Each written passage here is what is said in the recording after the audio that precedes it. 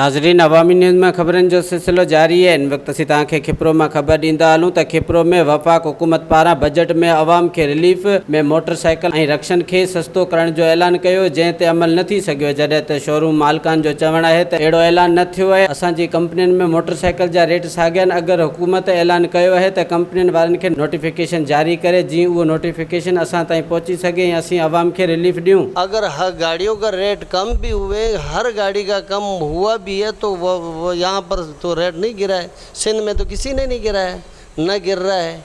बाकी ये मोटरसाइकिलों के हवाले से जो है वो 70 सीसी या 125 है या 150 सीसी 150 है, किसी गाड़ी का रेट कंपनी से हम डायरेक्ट मालूम कर रहे हैं, कोई रेट गिरा हुआ नहीं है। नहीं, कोई नोटिफिकेशन हमें नहीं मिला है।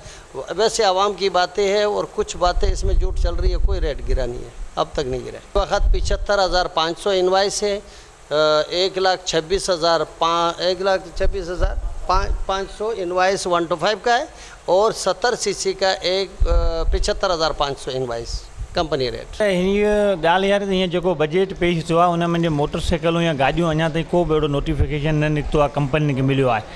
अञा गाॾियुनि जा रेट त हींअर लॉकडाउन जे करे गाॾियूं महांगियूं आहिनि, उहे ई साॻी रेट बरक़रार आहिनि, पर बजट में को बि आवाम खे रिलीफ न मिलियो आहे। कंहिं बि कंपनीअ में असां कंपनी में पुछा कईसीं, अहिड़ो को बि नोटिफिकेशन न आयो आहे जो गाॾियुनि जा रेट किरिया आहिनि या सस्तियूं थियूं आहिनि। सर, इन में जे अमल दरामद जेको सिंध में उहो अञा ताईं को बि कोन थियो आहे, न कंहिं कंपनी अमल दरामद कयो आहे, न जेको वज़ीर आला या जेको पंहिंजो बजट में जेको चयो अथनि त गाॾियुनि जा रेट किरिया आहिनि, अञा ताईं को बि रिलीफ न मिलियो आहे, न कंपनियुनि उन्हनि कंहिं ॻाल्हि ते अमल कयो आहे, न अहिड़ी का बि ॻाल्हि साम्हूं न आई। असां वटि साईं पंहिंजो चाइना में हाई स्पीड गाॾी आहे या हुंडा असां डीलर खां ख़रीद कयूं था, जेके बि गाॾियूं ख़रीद कईंदा उन्हनि जा रेट किरिया न आहिनि। ॿिए सूरत हाल कंपनीअ खां बि जेके डीलर आहिनि, अथार्टी डीलर आहिनि, उहे मथे वठनि पिया पैसा आन पंहिंजो ओन जे हिसाब सां।